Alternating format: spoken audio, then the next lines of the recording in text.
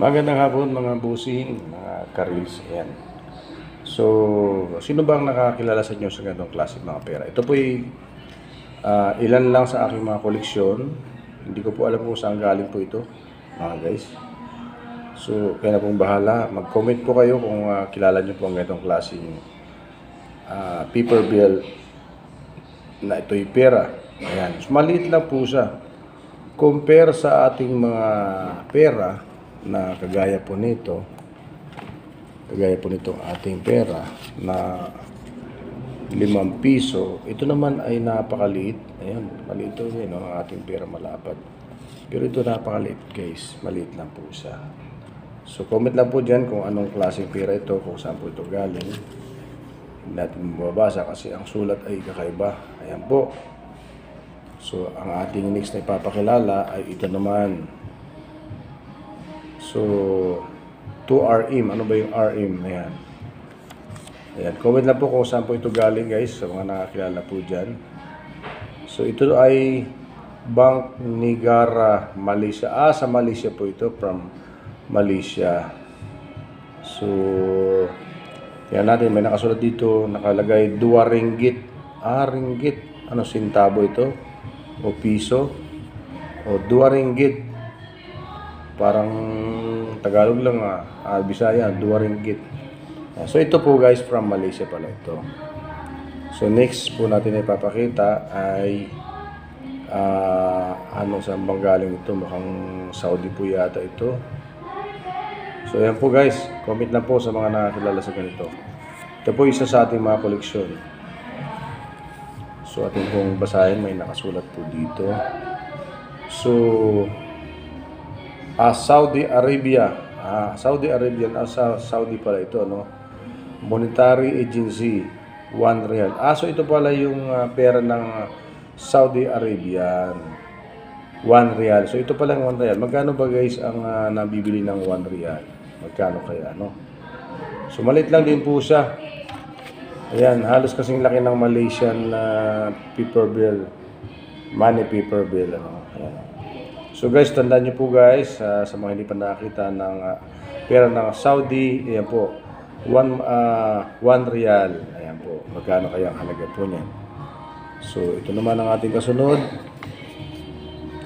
50, 20 pala, so hindi ko ito mabasa, no? So dito natin, ano? So 20, hindi ko alam kung saan to galing kasi hindi mo nababasa, no? Hindi natin kasi sulat ito. So ayan, nakalagay 20. Ayan, kalbo yung nakalagay dyan, yung tao kalbo. So sa mga nakakilala po dito sa itong klaseng pera, please leave a comment para magkaroon din po tayo ng idea at yung mga hindi pa nakakaalam. So nakalagay ito sa likod, 20 rupees. O 20 rupees. Ano kaya itong rupees na to? At saan galing bansa kaya ito? Ayan guys. Leave a comment na po mga guys. Ayan.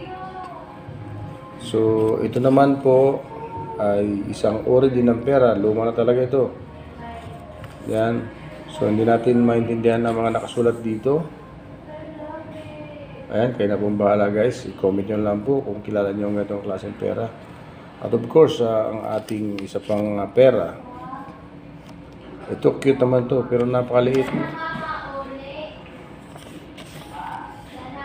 So, Qatar Central Bank, ayan. Qatar Central Bank.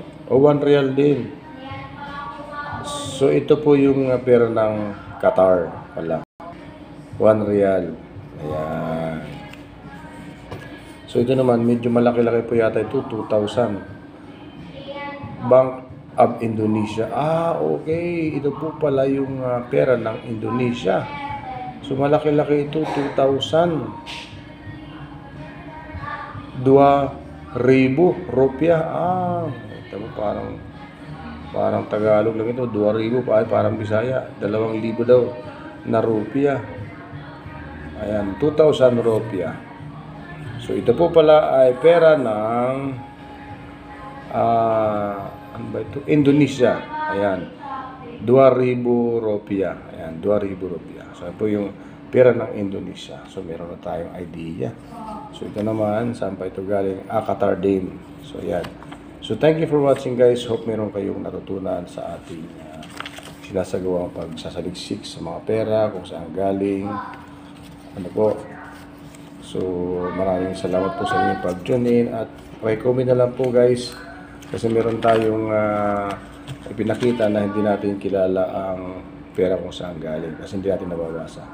So thank you for watching guys and hope you like this video. Please don't forget to subscribe and follow. Ayan. Yan po yung mga old money na gamit ng mga tao ng araw. So yan po yung pinakamalaki, 2,000 rupiah. Thank you for watching guys and God bless.